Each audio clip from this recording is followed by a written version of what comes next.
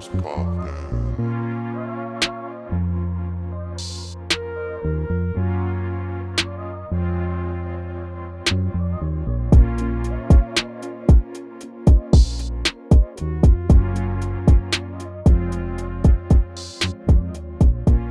Hello everyone and welcome to my channel. Today I want to make a comparison between the iPhone XS and the iPhone 13 Pro Max.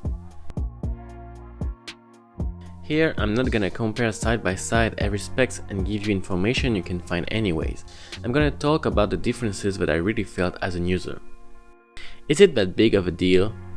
What is the real gap between the two? Is it worth the price? These are the questions I hope I can answer. Last year, Apple abandoned the rounded edge design to come back to a more sharp and boxy shape. While most of the people tend to agree that the new design is the best, I personally have love for both of them, but for different reasons.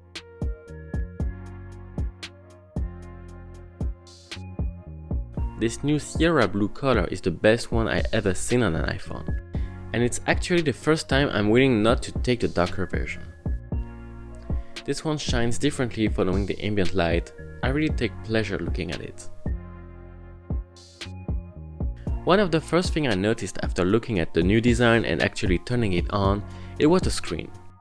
I wonder if the 120 refresh rate will really be noticeable, and I have to speak for myself, but yes, it is noticeable.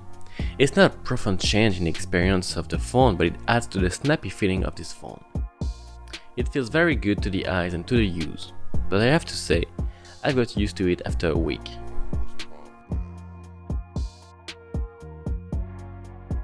On this point, I think it's important to remember that I'm talking about the max version of the iPhone.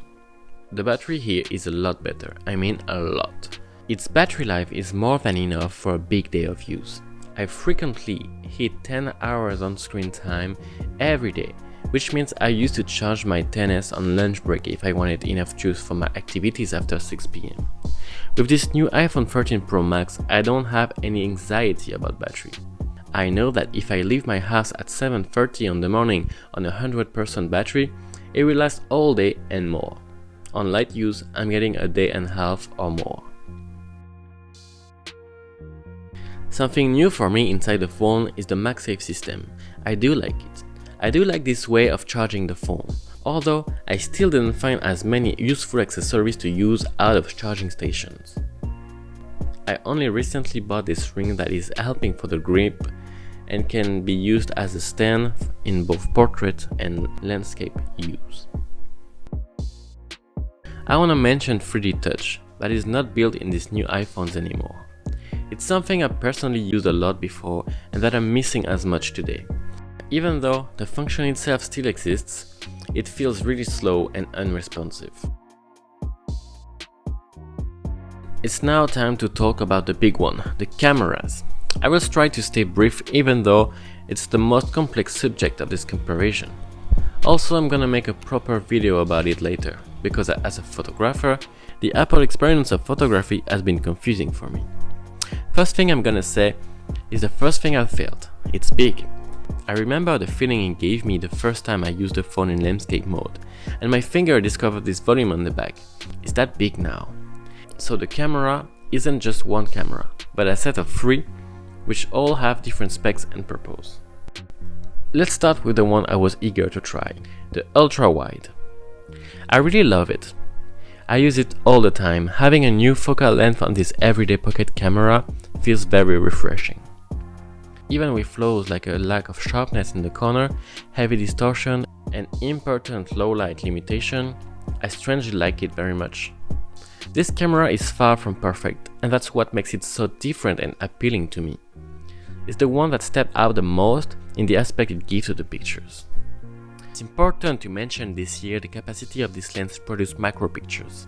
It's a very nice add and can perform very well. Next to my list is the telephoto. An important one for me. It's one of the main reasons why I prefer the Pro model to the standard version. I like the longer focal length of this year Pro model, but I first felt like it made him even more hungry for light. It seems like he is only delivering under very good lighting conditions. but when compared to the iPhone XS Max, it's a definitive major improvement. The new telephoto produces better picture in every conditions. I maybe had too much expectations.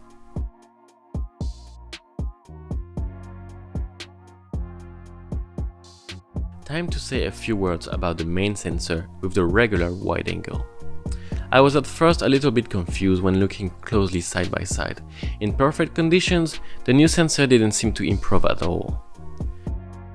The iPhone XS actually seems sharper on several examples, but there's a but. The older sensor also seems to use a lot of digital sharpening.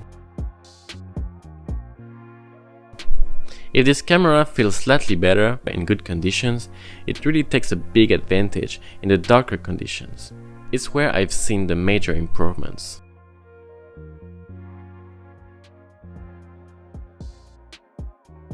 Night mode now. It's honestly amazing and I don't quite understand how it's possible to come to this kind of result without a tripod. It made me more and more curious to take pictures at night. It's that good. Very surprising. Anyway, night mode gives you a nice looking image.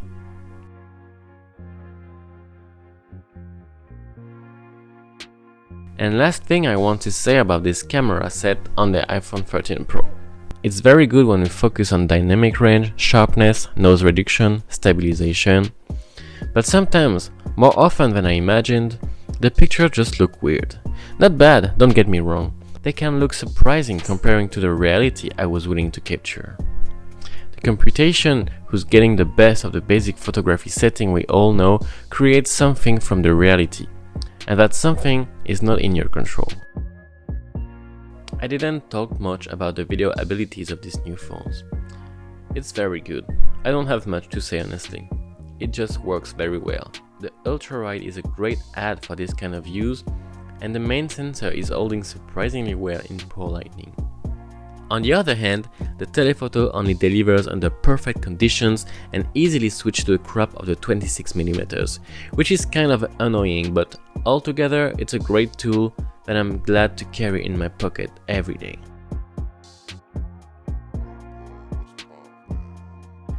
So I think we are coming to the end of this video. I reviewed all the main things that came in my mind when compared to the old iPhone XS. One thing I would say to resume this comparison, the 13 Pro model doesn't revolutionize the iPhones. It's just slightly better. And if you are wondering whether you should pay full price for this new model, I think I would advise you not to do it. Even though it's a really nice update, I don't think it's worth that price. That's it for me today. Next time I will explore some details on those cameras. I will try to understand more about Apple ProRAW that confused me a bit. I wish I'll see you in the next video.